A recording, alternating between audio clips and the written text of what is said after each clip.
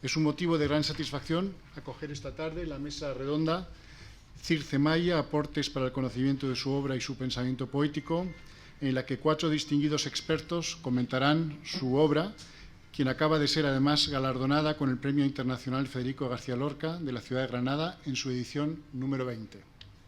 Este reconocimiento viene a exaltar la obra de una voz lírica de primer orden de las letras hispanoamericanas contemporáneas y prolonga ya una tradición que cumple 20 años y que incluye autores tan destacados como José Emilio Pacheco de México, Blanca Varela del Perú, Ida Vitale, también del Uruguay, o Raúl Zurita de Chile.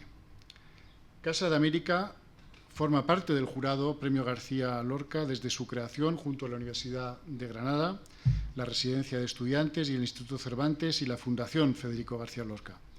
Por ello, para nosotros es tan importante la celebración de la obra poética de Circe Maya hoy en Casa América y además, junto con los expertos que componen esta mesa, tan destacados como son Elena Romiti, académica y profesora universitaria, Néstor Sanguinetti, profesor universitario y antologista de la poeta galardonada, Jacqueline Oliver, profesora universitaria y traductora literaria, y María del Carmen González de León, profesora universitaria y estudiosa de la poesía de Circe Maya. La obra poética de Circe Maya Rodríguez, nacida en Montevideo en el 32, nace de la experiencia y se expresa en un lenguaje cotidiano, como se observa en sus numerosos libros publicados y se reconoce en el Premio Nacional de Literatura que recibió en el 2009, en su condición de académica, por supuesto, de la lengua, y en todo el amplísimo reconocimiento en que se tiene su producción poética en todo el ámbito de la lengua española. Este diálogo también servirá para presentar el libro La Casa de Polvo Sumeria, sobre lecturas y traducciones, una obra a partir de la leyenda del héroe sumerio Gilgamesh, del que solo nos quedan algunas pocas tabletas de arcilla escritas con caracteres cuneiformes, y esa tampoco es la versión primigenia, y a partir de ahí la obra de la poeta. Sin más, la poesía tiene la palabra. Muchas gracias.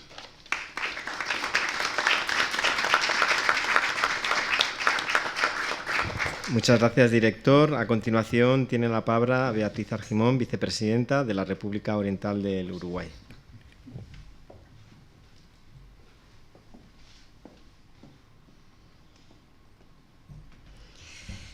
Muy buenas tardes, señor director de Casa América. En primer lugar, agradecerle la hospitalidad en esta maravillosa casa. Es realmente un lugar preciso para poder hacer este homenaje a quien precisamente hoy este distinguido grupo de especialistas va a dedicarnos, lo que significó primero para las artes nuestras, nuestra literatura, alguien que por suerte aún está entre nosotros, y por eso quiero agradecer también a su familia que está aquí y que va a poder llevar esta distinción tan alta, tan importante, para quien, vuelvo a decir, es muy significativo que se resuelva a conocer su obra. Yo primero voy a hacer el agradecimiento que la señora embajadora, porque en realidad la señora embajadora era quien iba a estar aquí y el grupo de la embajada, pero estando yo en una actividad de la Real Academia, iba a venir como público y la embajadora decidió que fuera yo quien destinara estas palabras, pero muy especialmente el equipo de la embajada quiere agradecer tanto a los especialistas como a quienes aquí en Casa América han facilitado el poder tener este evento. Yo quiero ser breve porque en realidad, igual que ustedes, vine a escuchar a quienes están aquí como especialistas, pero un poco a quienes están aquí, que obviamente les interesa primero a quienes son mis compatriotas, el agradecimiento por participar de un evento que es realmente impresionante. De pronto no le damos la dimensión real que tiene. Yo soy admiradora de las mujeres del 900 por múltiples aspectos. Este año son los 100 años del fallecimiento de María Eugenia Bá Ferreira y le vamos a hacer un homenaje en el Parlamento Nacional. Porque obviamente a través de la poesía hubieron mujeres uruguayas que realmente mostraban tanto talento y las fuimos descubriendo o redescubriendo a través también de lo que fue el movimiento de mujeres, ¿no? Donde empezamos a ver la historia desde la perspectiva de las mujeres, porque también las mujeres construimos la nación, y el rol impresionante que en etapas bien distintas a las que hoy nos tocan vivir, ellas tuvieron la posibilidad de hablarnos, de transmitirnos sus sentimientos, de referenciar cómo era su sitial en la época. Y si me permiten, yo no soy especialista, pero yo sentí que era una forma de ellas ser más libres, en momentos donde la sociedad del momento las encorsetaba.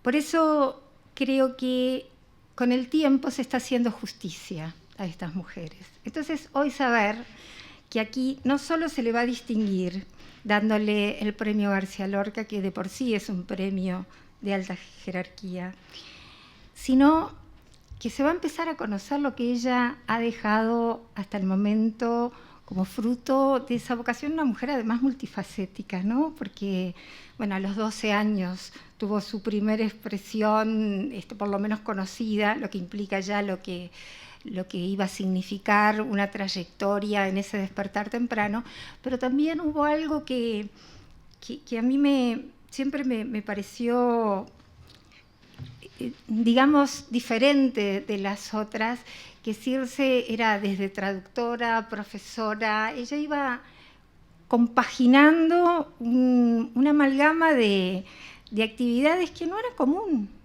en las mujeres, por lo menos en el inicio del tránsito en la poesía.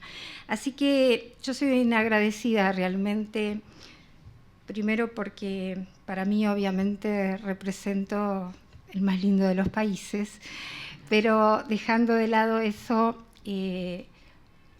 no podemos desconocer la impronta de la hispanidad en nuestras letras, y que se nos reconozca fuera de nuestro territorio, haciendo justicia a quienes a veces, por estar tan al sur del continente americano, no se nos hace fácil poder acceder a que se nos conozca, es realmente una oportunidad que yo agradezco. Vamos a ver la forma de que esto pueda trasladarse a nuestra comunidad en el Uruguay, porque vuelvo a decir, a veces en el propio territorio cuesta hacer conocer, de pronto porque crecimos sabiendo que estaban, ¿no?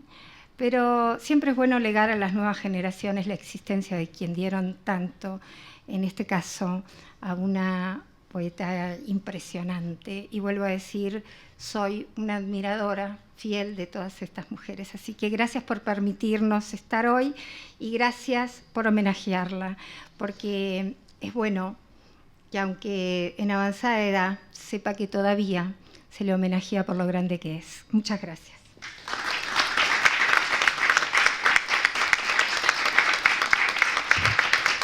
Muchas gracias, vicepresidenta. A continuación vamos a la mesa redonda y en primer lugar tiene la palabra Elena Romiti. En primer lugar voy a agradecer en nombre de la mesa, así no repetimos los agradecimientos y ahorramos tiempo porque somos muchos. Así que bueno, en primer lugar el agradecimiento a nuestra vicepresidenta Beatriz Argimón por hacerse un lugar en la agenda y estar aquí acompañándonos, a nuestra embajadora que nos apoya en estos actos siempre para que podamos instalarlos. También, por supuesto, al anfitrión, al director general, don León de la Torre, por recibirnos tan amablemente. Y bueno, a la familia, por supuesto, los represento a todos en el nombre de la hija de Circe, Nira Ferreira. A todos nuestros amigos, académicos, muchas gracias por estar aquí. En primer lugar, voy a plantear una intervención en base a titulares por falta de tiempo, así que ustedes tendrán que imaginar las partes que faltan y luego buscar el trabajo completo por algún lugar. El primer titular da significado a este premio, porque un poco en la línea de lo que planteaba la vicepresidenta, hay una línea de poetas en Uruguay, en América Latina, que especialmente están aún hoy en la invisibilidad, no total, pero semi, y son las que podemos agrupar bajo el concepto de poetas filósofas. Las poetas filósofas empiezan justamente en Uruguay con María Eugenia Vaz Ferreira, que conmemoramos justamente su muerte este año, como planteaba Beatriz. Luego hay toda una filiación hasta llegar a Circe. Pero tenemos que recordar que en el 900, María Eugenia era del 900 como Delmira Agustini, las poetas que se instalaban en el espacio de la filosofía tenían muchas más dificultades que las llamadas poetas del amor, como Delmira o Juana de Ibarburu, que eran más aceptadas por su temática, ¿no? Entraban más fácil al sistema literario. Las poetas filósofas se encontraban con un medio mucho más duro, y María Eugenia lógicamente lo vivió, tuvo algún reconocimiento, especialmente, y en honor a que estamos aquí en España, diré que fue reconocida por don Miguel de Unamuno, que escribía en el diario La Nación y era el gran crítico de literatura hispanoamericana. Y Unamuno llegó a decir que María Eugenia era la primera voz poética femenina de América Latina en su tiempo. Pero eso cayó en el olvido y quedó en la oscuridad de las poetas filósofas. Rápidamente hago la afiliación. Bueno, ahí tenemos a María Eugenia en un trabajo que hicimos en la biblioteca a partir del archivo que no había sido estudiado y lo guarda la familia Vaz Ferreira. Y bueno, el resultado es ese trabajo que está ahí. Y voy a enumerar algunas, pero me voy a detener solo en Circe por falta de tiempo. Esther de Cáceres forma parte de esta línea de poetas filósofas uruguayas. Sara de Ibáñez también. Ida Vitale, que es la más reconocida porque últimamente todos hemos hablado mucho de ella a partir también de sus múltiples premios. Y bueno, Circe Maya sería la más joven del grupo, ¿no? Nacida en 1932. Está claro que poetas filósofos en América Latina ha habido muchos y que han tenido mucha más visibilidad que estas mujeres. Cito simplemente a Borges, ¿no? Cuya poesía era una poesía filosófica. Y bueno, entre nosotros, por ejemplo, a Emilia Oribe también. Ellos no tuvieron las dificultades que estas mujeres, por tanto, es que corresponde estudiarlas por el contexto social en su especificidad. Voy a plantear brevemente un sustento teórico para llegar a la poesía filosófica de nuestra homenajeada, Circe Maya, a partir solo de un insumo que es el planteo de la española María Zambrano, Filosofía y Poesía, que escribió ese libro maravilloso en 1939, y digo que sigue siendo válido para entender lo que es la poesía filosófica. Se reeditó muchas veces y lo que no puedo hacer todo el desarrollo de María Zambrano, recomiendo el libro. Y simplemente les recuerdo que ella planteaba que esta poesía filosófica perseguía la multiplicidad desdeñada, la menospreciada heterogeneidad, mientras que la filosofía dura y pura no persigue la heterogeneidad, sino la verdad esencial. Y esos son los dos caminos que transitan por una misma materialidad filosófica.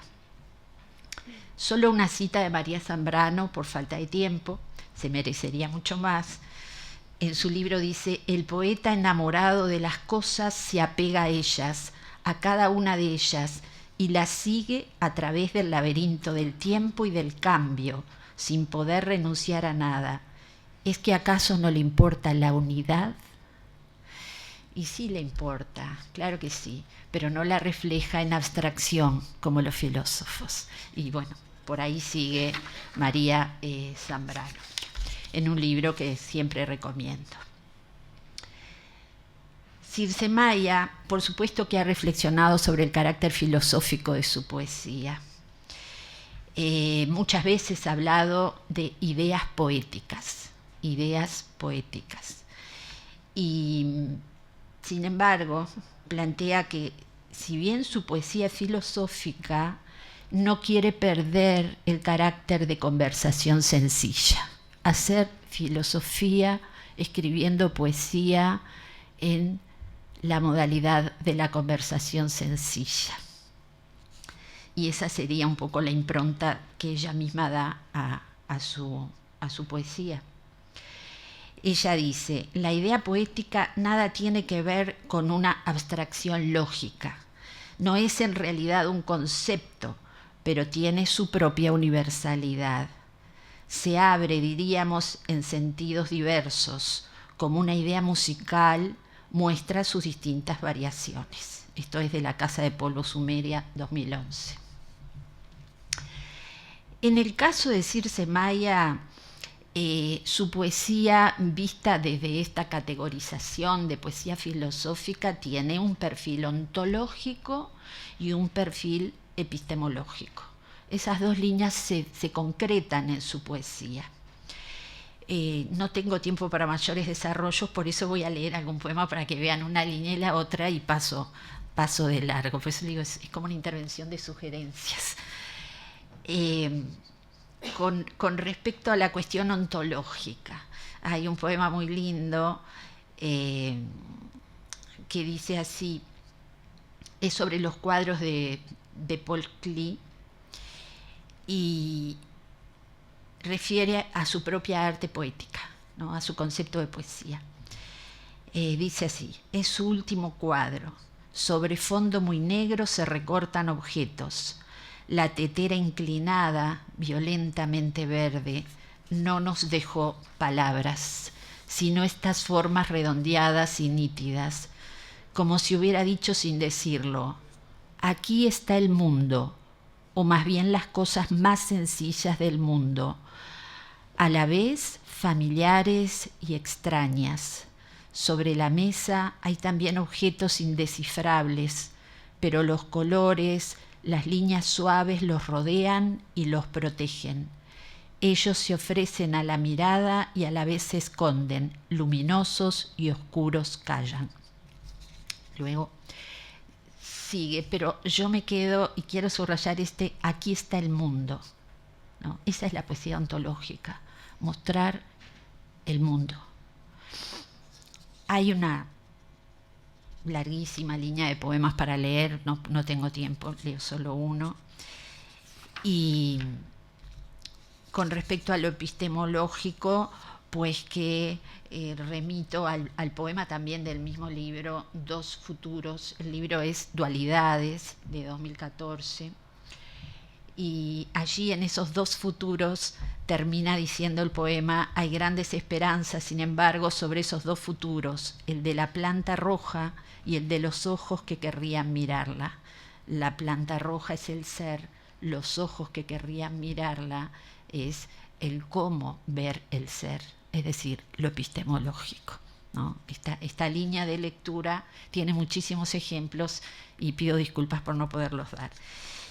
Y voy a terminar, porque no quiero quitar tiempo a los panelistas, con un tema que me causó enorme alegría, porque le llamo yo hallazgos. Entonces llamo a mis compañeros y les digo: hice un hallazgo.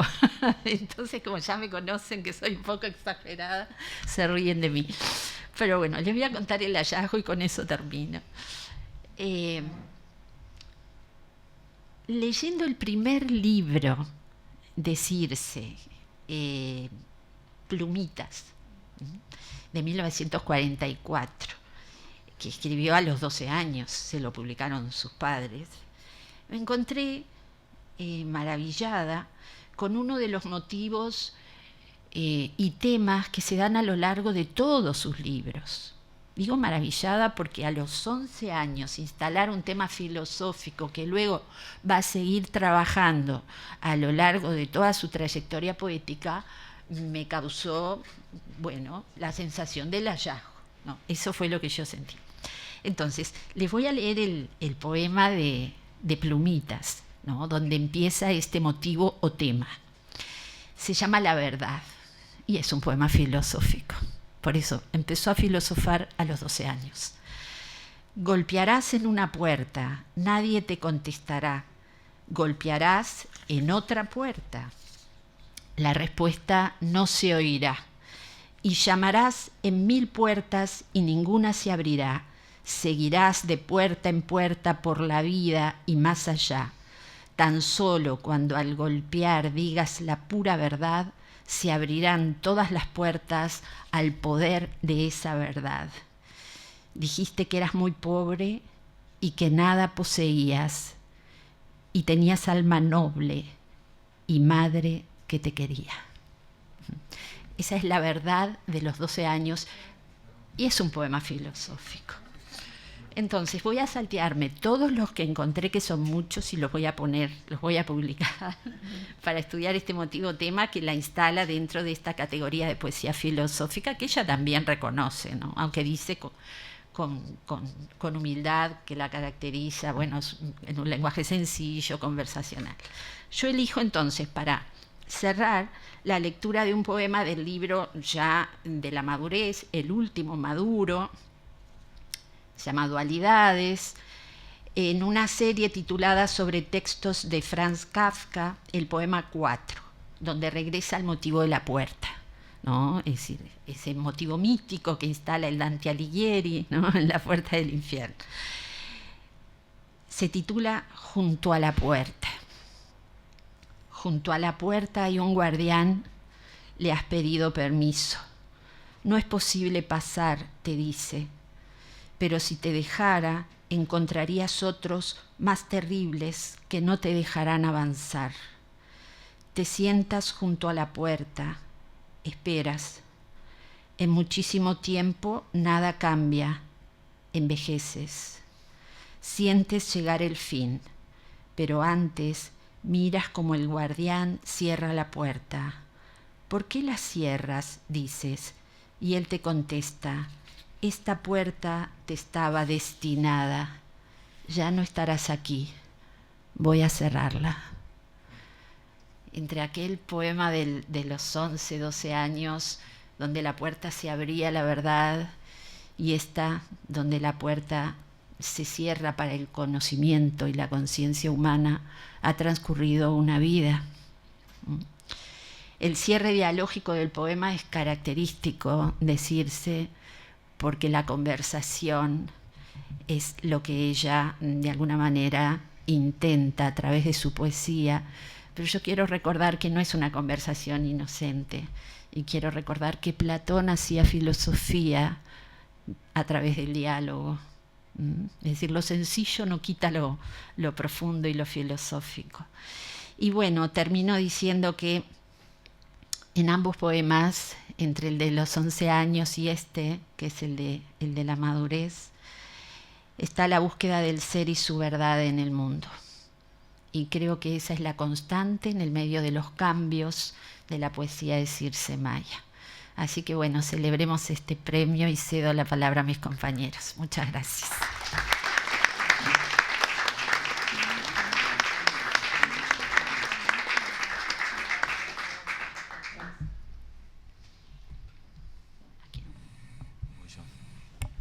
Bueno, gracias Elena por cederme la palabra. Yo me sumo a tus agradecimientos. Gracias a Casa de América por recibirnos y gracias especialmente al equipo de la Embajada de Uruguay en España y en especial a Mariana Cavallo, que trabajó desde hace muchas semanas para que esto fuera posible. Antes de mostrar la presentación, la breve clase que preparamos, Desde la Biblioteca Nacional hicimos un video para presentar la obra de Circe. Creo que la mejor manera de homenajearla y de presentarla es compartir los títulos que ha publicado, los libros que ha publicado. Hay que agradecer a la familia.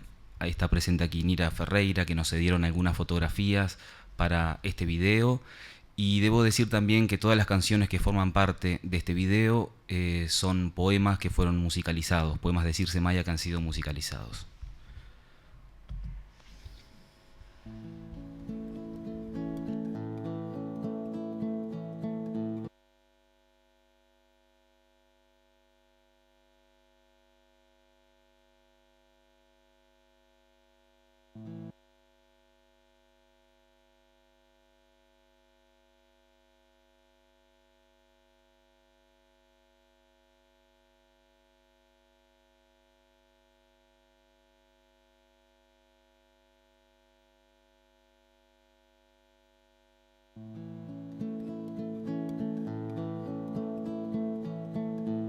En el Tacuarembó borroso y simple de mi niñez, jugué en calles de tierra. En los días el agua y la alegría, hice vasos con greda. Por mis sueños dichosos hay caminos desiertos de la greda mojada que veía al acabar las calles y al empezar el cielo. Al acabar las calles y empezar los caminos, veía tierra ocre y unos árboles viejos. Y no recuerdo más agua de la memoria en que todo naufraga. Cielo barrido siempre por el viento.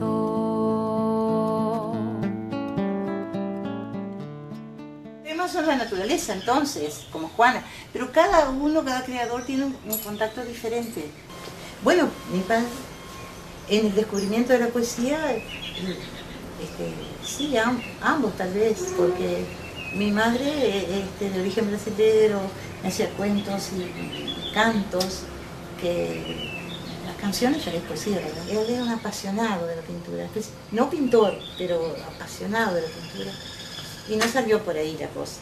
Mi hermana y yo jugábamos en la biblioteca a leer, a descubrir libros, sobre todo los romances de Lorca fueron la entrada de poesía. Lorca y Machado. ¿Sí? Y con ella hacíamos como juegos, una ley. Los niños aprenden muy rápido de memoria, todo.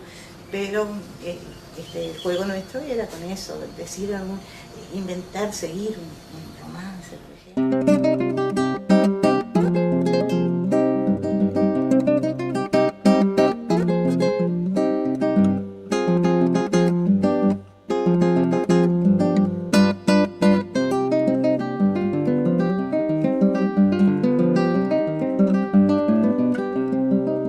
Con un viento de lluvia que vuela en rachas, con un viento de lluvia que vuela en rachas, que cae sobre el río, picando el agua. Vamos volando, la risa se nos moja, la cara el canto. Tiene el ruido de lluvia tanta alegría, tanto blanco entusiasmo de risa limpia. Hubo un hecho real, muy trágico, que es la muerte de una joven de 23 años, quien 8 años antes, cuando tenía 15, estaba en tercero de liceo acá en Tacuarembó. Empezó como el recuerdo de esta joven, el poema, porque pensaba empecé a acordarme cuando ella cantaba, entonces empecé a pensar que cuando yo cantaba, la voz de ella estaba atrás de la mía. Pero después pensé que no solo la voz de ella, de todos los otros, de los que ya no estaban, y muchos de ellos desaparecidos, estaba la voz detrás de la voz de los familiares, de los que yo iba a decir de los que lo recuerdan, pero yo quería que fuera algo más que memoria. Por eso el poema dice, no son solo memoria, son vida abierta. Por detrás de mi voz Escucha, escucha, otra voz canta.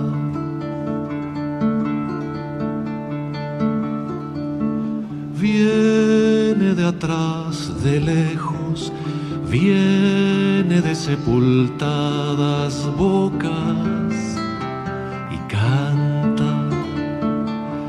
Dicen que no están muertos, escucha, los escucha, mientras se alza la voz que los recuerda y canta. Escucha, escucha, otra voz canta. En un gesto trivial, en un saludo, en la simple mirada dirigida en vuelo hacia otros ojos, un áureo, un frágil puente se construye. Basta esto solo. Aunque sea un instante, existe. Basta esto solo. Ese poema lo escribí, no lo comenté, pero si lo hubiera comentado, era una respuesta a una frase de Rilke que me había gustado mucho y que creo que también es verdadera. Lo más extraordinario de la poesía es que puede afirmar cosas contrarias y verdaderas ambas.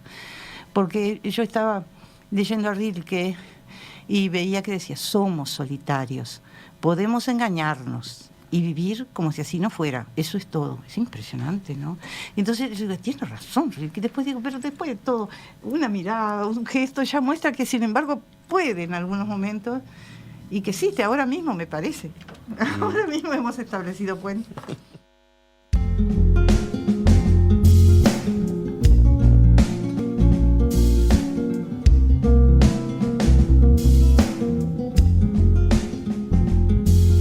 Podría no haber nacido, podría no estar aquí. Lo que hice no haber hecho, lo que dije no decir. Desde el que miro, ¿quién lo habría de ocupar? Otros ojos mirarían, no habría ningún mirar. Tal vez hubiera una planta en donde pisa mi pie, o tal vez fuera una piedra que ahora no está, no lo sé. A veces crece la planta sin tener dónde crecer, y cae a plomo la piedra y no deja de caer.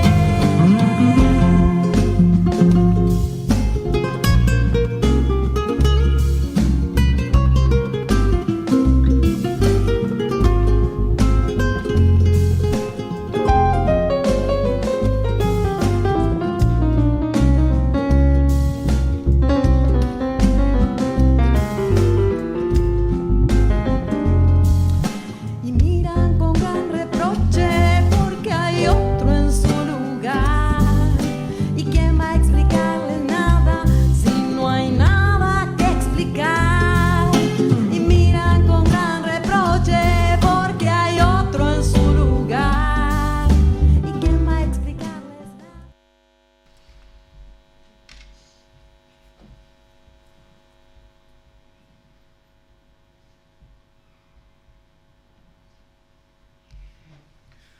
Bueno, ahora sí. Tengo que agradecer a dos compañeras de la Biblioteca Nacional que me estuvieron ayudando a realizar este material, este video, que son Jimena Gozo y Graciela Bufanti. Así que a ellas también el agradecimiento por este material que compartimos aquí. Preparé una breve presentación que se llama Tras la huella, de Antonio Machado. Circe ha dicho más de una vez que este es un poeta español que estuvo desde los orígenes de su poesía. Anduvimos haciendo búsquedas similares con Elena. Ella ya encontró en Plumitas, el primerísimo libro de Circe, un problema filosófico. Yo me voy a detener en el libro En el tiempo, el primer poemario adulto que publicó Circe en 1958. No lo recogió a Plumitas en su obra poética completa, cuando hace la recopilación de su obra. Y voy a hacer dialogar el primer libro que publicó Circe en el 58 y el último de poesía que ha publicado hasta ahora, Voces del Agua, en el año 2020. Voces del Agua tiene una historia particular. Es un libro que Circe publicó hace pocos años, pero que recoge poemas de juventud.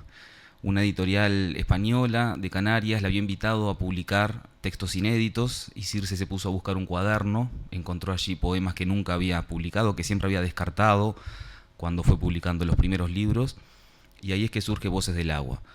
Era el año 2020, la pandemia impidió que ese libro se publicara aquí en España, pero Rebeca Linke, aquí está María del Carmen, una de las editoras, publicó el libro en Uruguay y gracias a eso tenemos este rescate. La obra de Circe es una obra de una gran unidad, hay distintos temas, el pasaje del tiempo, tal vez la conciencia del tiempo sea el que esté en primer plano, pero también están la presencia de la muerte, la experiencia viva y próxima y cotidiana como fuente de poesía, la preocupación por el propio lenguaje, el propio acto de hacer poesía es un tema también de la poesía de Circe. Ahí hay varios de los títulos de los libros que publicó Circe y por suerte están disponibles en la web. Aquí han circulado pocas antologías de Circe Maya, sin embargo en esta página web está publicada casi toda la obra de Circe y también existe una página web oficial, circemaya.org, que es su familia quien lleva adelante y tiene parte del material fotográfico que utilizamos en la elaboración del video. Y hay muchos materiales de interés allí para los investigadores.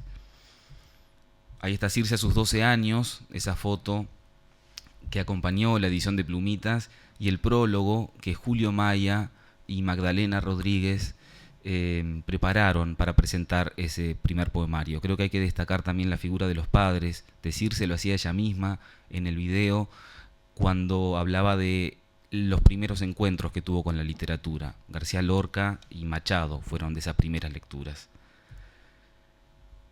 Este es un manuscrito que se conserva en el Archivo Literario de la Biblioteca Nacional. No son tantos los materiales de Circe que integran nuestro archivo, pero hay algunas piezas interesantes que me gustaría destacar. Este es un cuaderno que recoge textos de la primera Circe Maya. No tiene los textos de Plumitas que se publicó en el año 44, ven que por suerte están fechados los poemas, eso nos permite ubicarlos. Este es un texto del año 45. Y para los que somos investigadores y trabajamos con manuscritos, es interesante siempre acercarnos a esta cocina de la escritura. Hay textos que ya están limpios, como este, y hay otros en los que se ven las tachaduras, las correcciones. Este es otro de los manuscritos que me tocó la enorme tarea de llevar con mucho cuidado desde Tacuarembó hasta Montevideo. Es el manuscrito de Otra Voz Canta, una canción que se ha convertido en emblema y que seguramente sonará hoy en Montevideo, como cada 20 de mayo. Circe hablaba recién del origen de esa canción, tiene que ver con una estudiante, es una canción que realmente forma parte de nuestro imaginario y que está muy presente en el canto popular nuestro. Este es el cuaderno que da origen a Voces del Agua. Dice Circe en el prólogo, 70 años separan estos poemas escritos a mediados del siglo pasado, cuando cursaba secundaria en Montevideo. Se trata pues de poemas de adolescencia. Al revisar un viejo cuaderno encontré estos poemas ya casi ilegibles. Noté en ellos el tema casi obsesivo del agua y del tiempo también como un fluir irreversible. Ella cuenta que la lectura de Heráclito y del encuentro con algunos filósofos griegos fue un deslumbramiento y eso realmente es posible de rastrear en sus textos, sobre todo en los de esta época. Este es un cuaderno en el que, como ven, se ve el pasaje del tiempo, ¿sí? El tiempo ha dejado ahí sus huellas. Hay anotaciones, a veces de la vida doméstica, de la vida diaria, pero también hay poemas ya limpios y que se encuentran casi prontos para publicar. De hecho, la versión final de muchos de los poemas de Voces del Agua fue tomada de este manuscrito. Por ejemplo, este, que se llama En la Biblioteca. Ella cuenta que estudió en el IABA y que muchas anotaciones corresponden a veces a clases, hay poemas inspirados en clases de historia. Este es un texto que me imagino yo escribió en la biblioteca y tiene un epígrafe de Quevedo. Dice, y escucho con los ojos a los muertos.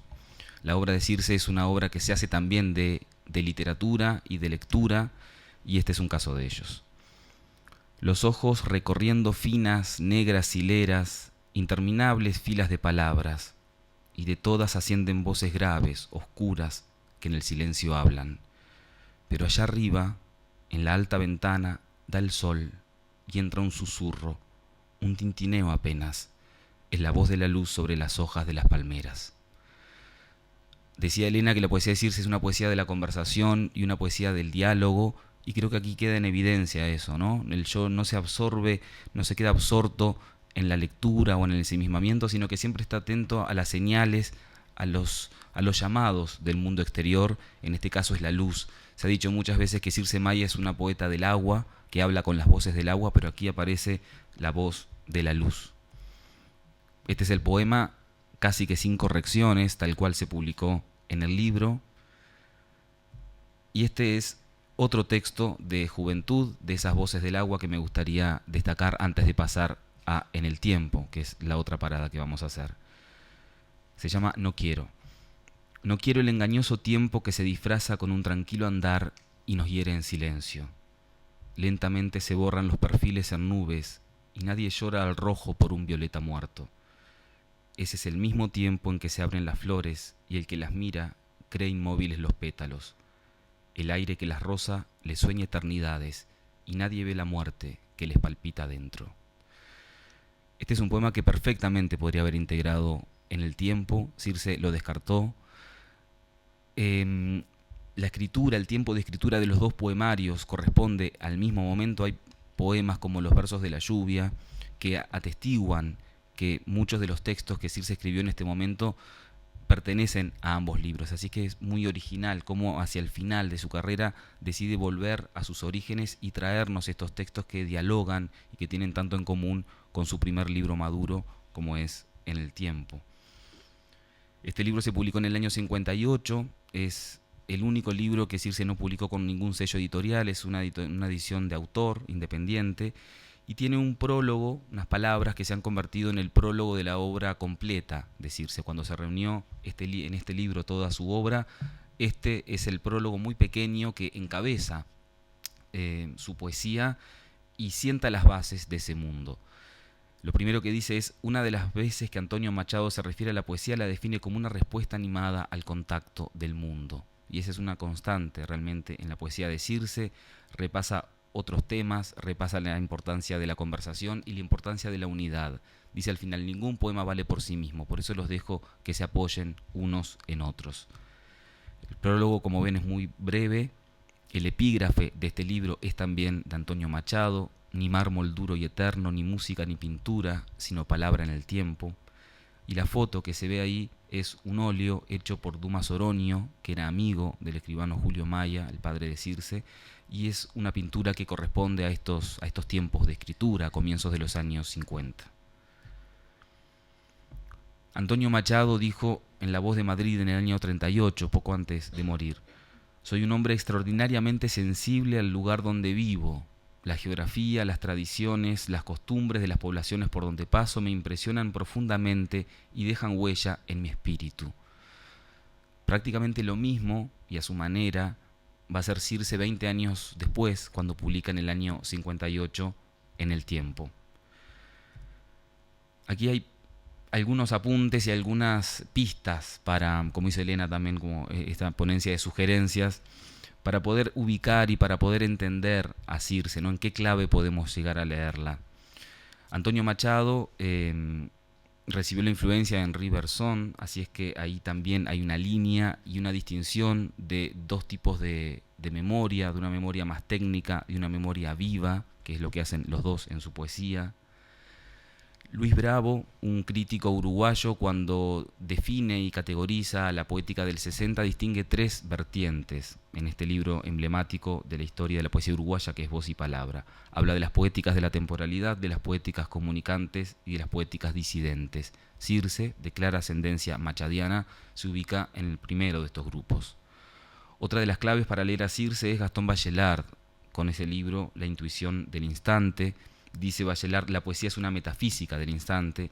Y la otra posible clave de lectura, al menos para abordar esta perspectiva de la temporalidad en Circe, es, como decía Elena, María Zambrano, esta filósofa que en el 39 publicó Filosofía y Poesía.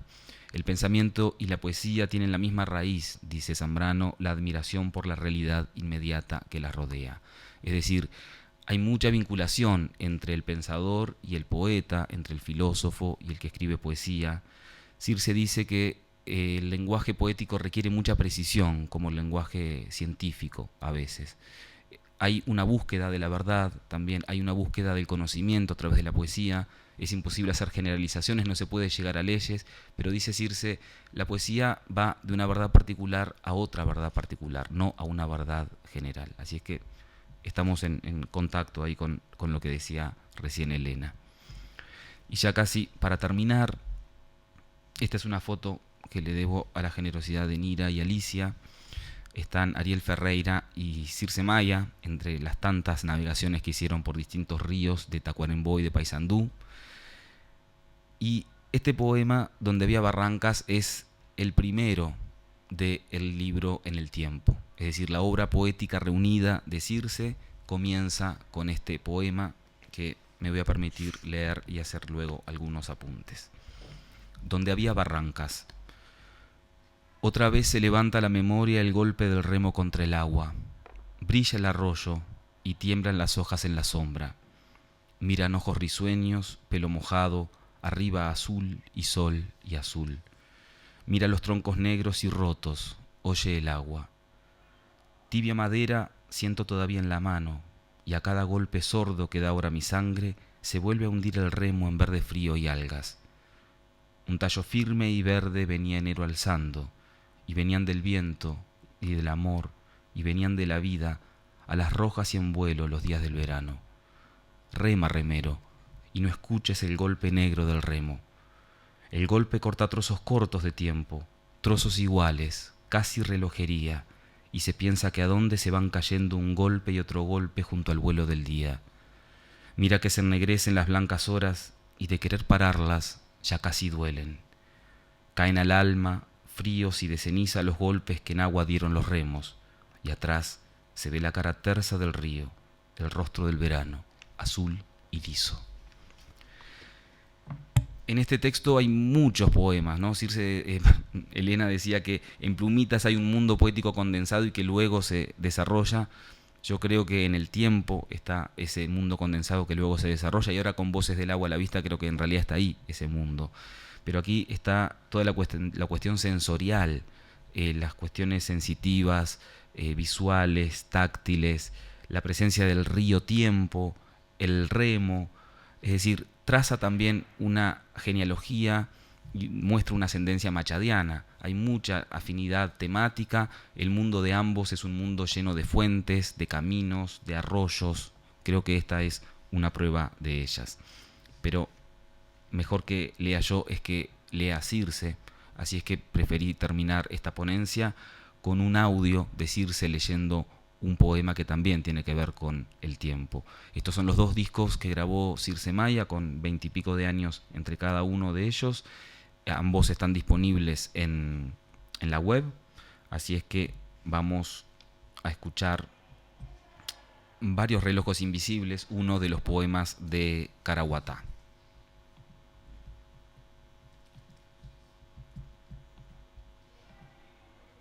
Relojes invisibles miden el pasaje de distintos tiempos. Tiempo lento, las piedras, vueltas arena y cauce del río. Tiempo de estiramientos, despacioso, invisible, el reloj vegetal da la hora verde, la hora roja y dorada, la morada, la cenicienta. Todas acompasadas, silenciosas o con un son oscuro que no oímos. Apoyado a la vez en roca y árbol, un ser de parpadeos y latidos, un ser hecho de polvo de memoria, está allí detenido. Y quiere penetrar disimuladamente en otro ritmo, en otro tiempo ajeno. Muchas gracias.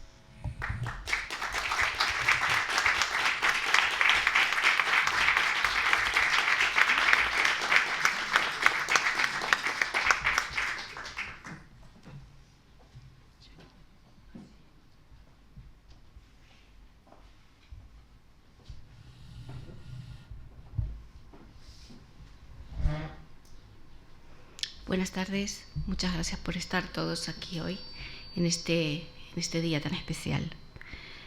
En primer lugar, me gustaría agradecer a las instituciones que han hecho posible este encuentro, a Casa de América y la Embajada de la República Oriental del Uruguay, que están aquí hoy presentes. Es motivo de gran alegría celebrar el Premio Internacional de Poesía Federico García Lorca, concedido a una de las escritoras más queridas y respetadas de nuestro país, Circe Maya. Ahora bien, quisiera compartir además, y teniendo en cuenta el lugar de enunciación, mi perspectiva como uruguaya residente en España, inmersa en el proceso de elaboración de la que creo, hasta el momento, dentro de mi conocimiento, ser la primera tesis doctoral sobre la autora. Esto implica, lógicamente, otra mirada desde un punto geográfico externo, en el cual he echado y hecho de menos la voz de Circe Maya y gran parte de su obra en los círculos académicos de Europa. Es por ello por lo que confío que este momento seguramente marcará un antes y un después en el conocimiento de su obra y la difusión de su literatura. Me sumo a mis compañeros. Entrar en la poesía de Circe Maya es una invitación al diálogo, a la conversación. Hablar de la escritora es hablar de sensibilidad y mesura en su mayor expresión poética, de la mirada atenta y reflexiva de la filósofa poeta, de la preocupación por el cambio y permanencia. La poesía de Circe Maya se construye a partir del diálogo. Podemos apreciarlo, por ejemplo, en uno de sus poemas, de los cuales solo leeré unos breves versos. Invitación, breve sol. Me gustaría que me oyeras la voz y yo pudiera oír la tuya. Sí, sí, hablo contigo, donde invita al lector a ser partícipe de ese momento, entre su pensamiento filosófico y las imágenes, nutriéndose de la observación del mundo exterior e interior. La autora apela en sus textos a imágenes que escudriña serena pero atentamente, transformándolas junto a sus realidades en sentencias poéticas y filosóficas que fomentan el descubrir de las mismas. Circe ha dedicado toda su vida a la enseñanza de la filosofía e incluso ha mencionado en varias oportunidades su elección por esta disciplina, dado que le permite emplear distintos recursos didácticos y puntos de vista para describir, transmitir y explicar una realidad. En una conversación de Circe Maya con María del Carmen González, la autora explica: yo me doy cuenta de que muchas veces para nada percibe el lector que hay una referencia filosófica detrás. Y sin embargo, yo explicaba en clase, en relación con el sistema de Kant, que la paloma era la razón humana, que es muy pretenciosa, que pretende, alejándose de la experiencia, construir sistemas, y Kant es como pretender volar sin apoyo. No leeré el poema, os invito a leerlo, Terca Paloma, porque tenemos muy poquito tiempo y no quiero quitarlo. En este sentido, y cada uno de sus poemas, aún breve, como este, el de la Terca Paloma, contiene un mensaje trascendente e implícito, la esencia poética de la autora. No obstante, esta revelación no ocurre en un contexto elevado, sino en la proximidad de los objetos e ideas que nos rodean. Podemos apreciar dichas escenas en su poética, por ejemplo, en su poema Manos, y voy a citar algunos de sus versos, los gestos milenarios que, repito, desde tender la mesa a hacer dormirse a los niños. Al respecto, y como mencionara a su compatriota, la escritora Ida Vitale, decía: es muy bonito, muy al estilo de Circe, que salta de lo cotidiano a lo más trascendente. A mí me ha asombrado en Circe esa mirada cercana, son palabras nuestras, de todos los momentos, aunque claro, ella de pronto se plantea una observación que no es solo la observación del momento, sino que está apoyada en una reflexión, en un discurso de más categoría. Por lo que no debemos confundir la aparente simplicidad de lo cotidiano con la complejidad de su universo poético. Circe Maya estudió filosofía y la vive en su sentido original más amplio, el amor por el saber. Su poética establece una simbiosis como didáctica para comprender la realidad. Lo profundo se nos manifiesta por doquier. Apenas debemos apreciarlo y os invito a seguir a Circe Maya. Ella nos guía. Muchísimas gracias.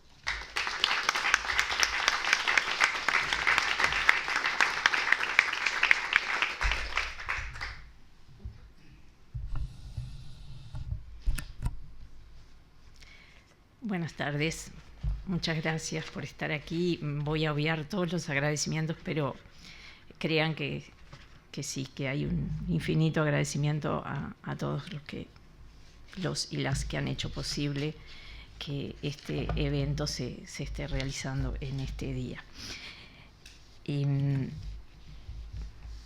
Sobre todo en este momento en que estamos acompañando de alguna manera la cercana recepción del premio internacional, del 20º Premio Internacional de Poesía Federico García Lorca, que será el 23 de este mes en Granada, y que es un reconocimiento que nos ha llenado de alegría y orgullo. Mi ponencia se llama El pensamiento poético en la obra ensayística de Circe Maya, por lo tanto me voy a centrar en este libro que es una reedición que acaba de salir en el mes de abril, por lo tanto es una novedad simultánea para Uruguay y para España. Hablar de pensamiento poético en Circe Maya es una forma de referirnos a La Casa de Polvo Sumeria, sobre lecturas y traducciones, libro publicado por primera vez por Rebeca Link Editoras en el año 2011. Hoy tenemos la satisfacción de ofrecer una segunda edición revisada y ampliada de este libro imprescindible a la hora de acceder a una de las poéticas más singulares de este tiempo. Hagamos un poco de historia. En el año 2007, Rebeca Link Editoras publicó Obra Poética, recopilación de los 9 libros de poesía publicados hasta esta fecha que ustedes han visto en la proyección que ha hecho Néstor. Libros publicados entre 1958 y 2001. Luego de esta tarea, que fue muy importante para la difusión y reconocimiento de la autora, se emprendió el proyecto de publicar los artículos y notas que desde la década del 80 se publicaron en prensa cultural del Río de la Plata, en especial en Buenos Aires, Diario de Poesía, y en Montevideo, los semanarios Brecha y El País Cultural, pero no solamente. Comentarios, reflexiones, notas, traducciones existían de forma dispersa y contaban con ávidos lectores. Constituían un corpus ensayístico imposible de soslayar. Por el contrario, era imprescindible reunirlo. La propia autora manifestó vivo interés en reunir estas producciones y participó activamente y con entusiasmo en su organización. Eligió el título, ese título tan sugerente que es La Casa de Polvo Sumeria, y el subtítulo más sencillo, dijera ella, sobre lecturas y traducciones. El libro se agotó en breve tiempo. La reedición se demoró, entre otros factores, porque seguía el proceso de pensamiento y escritura.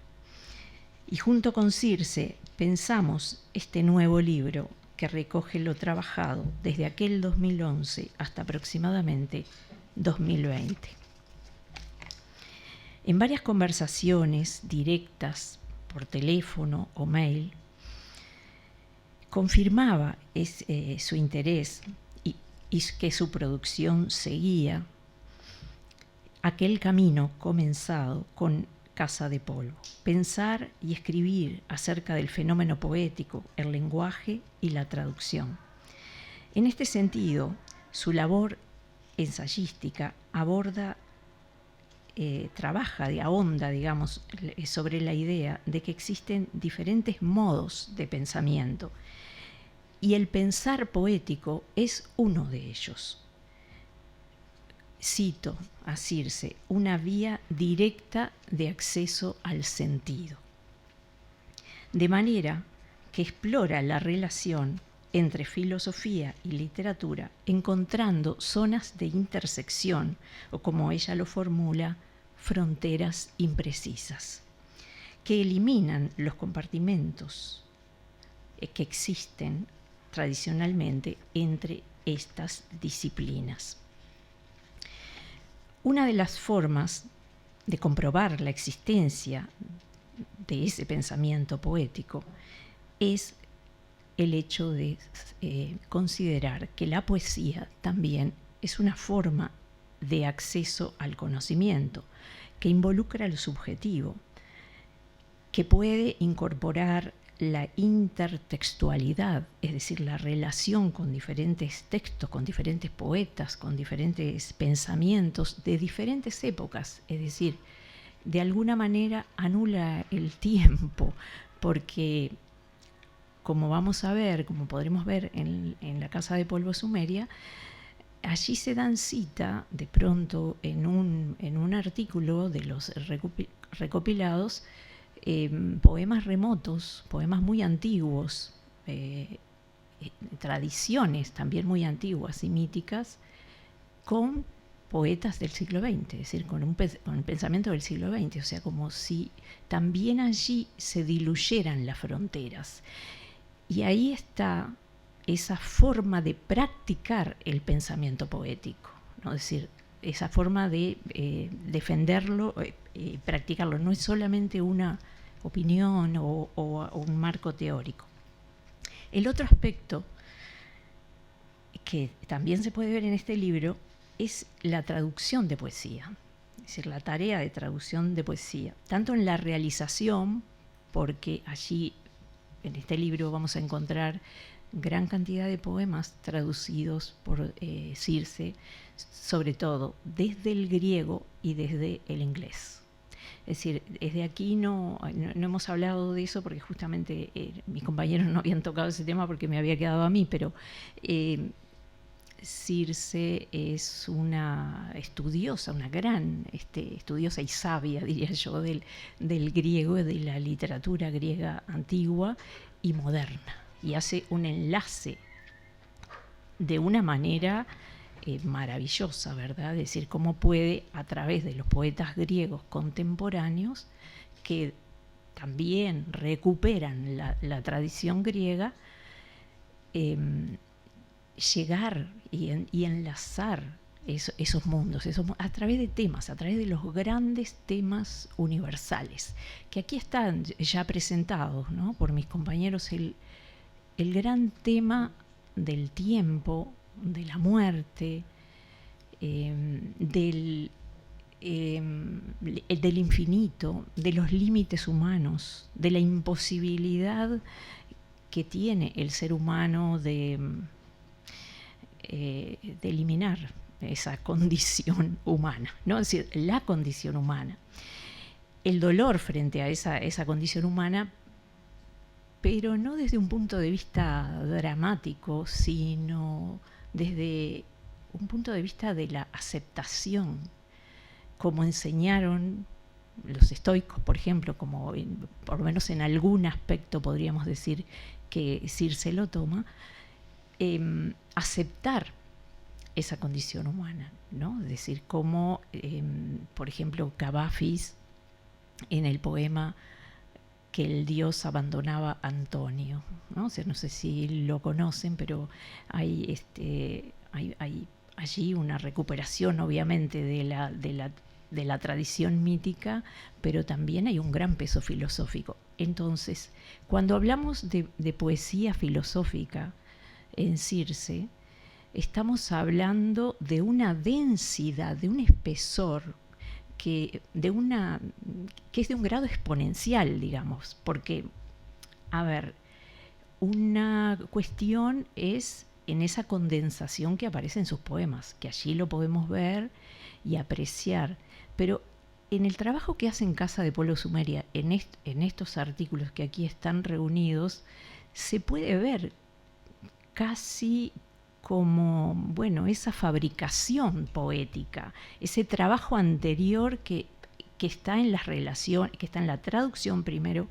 Circe siempre ha dicho que estudió idiomas para leer a los poetas en su propia lengua. Es decir, ahí está primero una forma de aprendizaje de la lengua extranjera, de la otra lengua, para llegar al otro lo más cercanamente posible. Y aquí aparece el tema de la imposibilidad de traducir dos conceptos, o sea, que maneja Circe, o sea, la dificultad para trasladar la percepción, los datos de la percepción a la lengua. Primer gran problema que tenemos. Nunca nuestro lenguaje, nuestras palabras van a reproducir exactamente lo que percibimos o lo que vivimos. Ese ya es un gran problema. Y luego trasladarlo a otra lengua, es decir, cuando cada lengua de alguna forma configura nuestro pensamiento, nuestra forma de ver el mundo. Es imposible hablar en estos minutos que me quedan, que ya estoy pasada de tiempo, de Casa de Pueblo Sumeria. Tenía algo más para decir, pero para desafiar a mi amiga y colega Elena Romiti, voy a decir que yo también hice un descubrimiento. Y es porque además aquí hemos visto que hay enlaces, han hecho enlaces. Néstor ha hecho un enlace entre Voces del Agua y En el Tiempo, es decir, este libro de juventud, que es Voces del Agua, que reproduce los poemas que ella escribió a los 16, 17 años, cuando era una estudiante de bachillerato, y cuando seguramente escribía también poemas en sus cuadernos, en sus cuadernos de historia, como aquí hay un poema que se llama justamente De un cuaderno de historia. Y el primer capítulo de Casa de Polvo Sumeria, que se llama Mitos y Leyendas, que está dentro de Mitos y Leyendas, se llama La Casa de Polvo Sumeria, y habla del poema sumerio del Gilgamesh, del héroe Gilgamesh, y de su padecimiento y su contemplar su propia condición humana. O sea, el mundo sumerio nos lleva allí a esas tablillas en las que quedan algunos restos de escritura en acadio, porque hay ahí se pierde realmente el origen. Y encontré que en ese poema, el cuaderno de historia, ella menciona justamente a esos reyes. Y simplemente voy a terminar, en vez de con Casa de Polvo Sumeria, por este descubrimiento. Quizá ella ya en sus 16, 17 años tenía ese mundo dentro de sí. Como todos sabemos que eso que guardamos va aflorando, va produciendo otras cosas. No te olvidaré, Sargón de Agadé, ni tampoco a ti, rey Hammurabi, llanuras extrañas de Mesopotamia, lejanas del mar, Babilonia, Acar. Quien tu historia lea, tierra de Caldea, no puede dejar de te imaginar. Montaña, desierto, cerca del Mar Muerto, Nínive, Caldea, mar de Galilea. En Lagash, un día, un hombre sufría, de su sufrimiento, su nombre, su tiempo, su ciudad, su historia, no queda memoria. Mi nombre y el tuyo serán como el suyo, el tiempo es letal. Por Sennacherib, por Esarhaddon y Asurbanipal. Muchas gracias.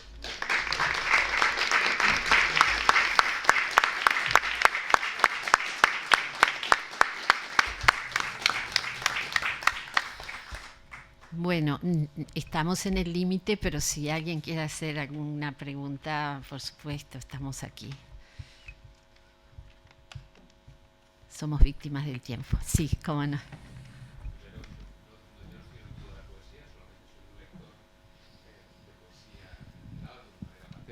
Primero quería daros las gracias a todos los ponentes porque ha sido muy interesante. Y yo quería decir que, bueno, yo no conozco a Circe, solamente leí en su momento Destrucciones, que fue seguramente algo muy trágico en su vida, ¿no? Y el resto no lo he leído. He leído mucho a Ida Vitale, no he entendido nada de lo que he leído. He leído a Cristina Peri Rossi, creo que he entendido bastante y me he divertido.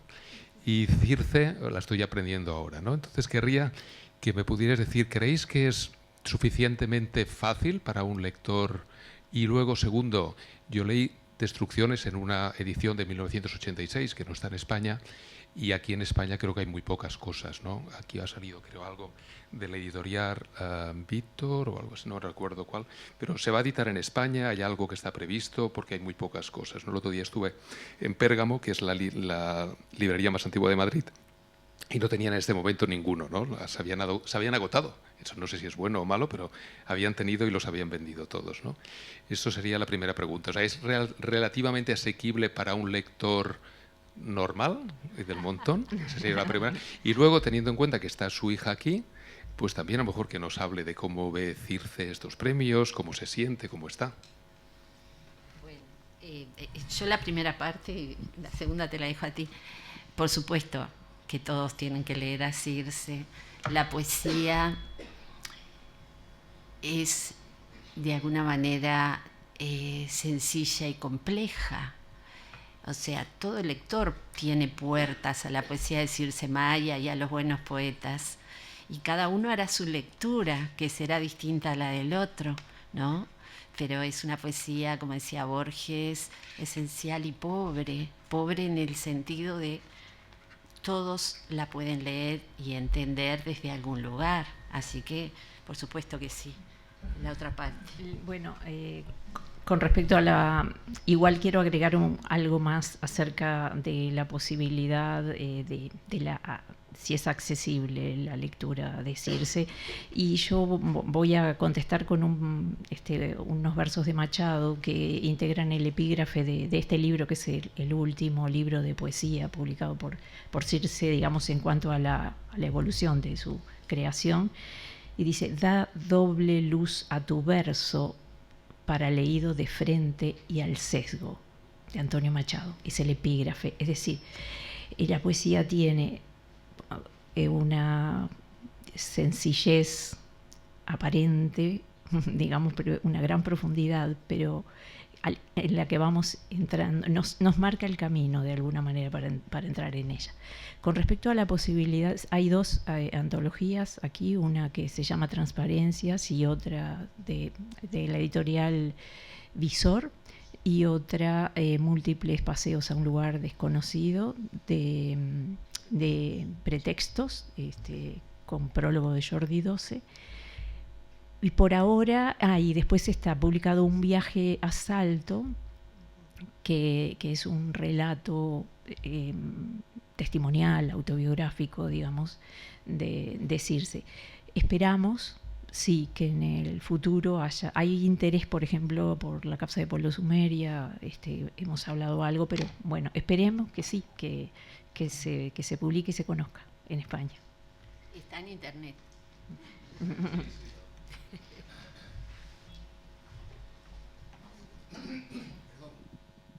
Yo tengo un profundo agradecimiento por recordar la obra de Circe Maya, pero entre los agradecimientos, yo soy uruguayo y soy un poeta uruguayo que vive en España. Entre los agradecimientos está en poder encontrar a Circe Maya hoy, en este momento y en este tiempo, y un reconocimiento a ella. Yo leía a Circe Maya como estudiante en Montevideo. Era también difícil de encontrar, era casi clandestino leer a Circe Maya en aquel momento. Pero quiero añadir un agradecimiento a mi país, a mi embajada en España por la aportación, por la defensa, que hacen de la cultura de Uruguay, de la poesía uruguaya. Aquí están presentes la vicepresidente, está presente también la embajadora. A todos ellos vaya mi agradecimiento por el enorme esfuerzo que hacen por difundir la obra de los poetas uruguayos desconocidos en Uruguay y también por los poetas uruguayos que vivimos en el extranjero. Ahora, Mira. No soy buena para esto, pero bueno, soy la hija de Circe. Sí. Bueno, ella siempre lo tomó como algo muy inmerecido, este premio. Todos los premios le pareció que eran una exageración. Y sí, está muy... El paso del tiempo y la pandemia hicieron muchos estragos en ella. Entonces no puede asistir a ninguno. Y bueno, yo fui la elegida de los hermanos y aquí estoy. Muchas gracias por las palabras de ustedes y los compatriotas, unos genios. Bueno, no sé.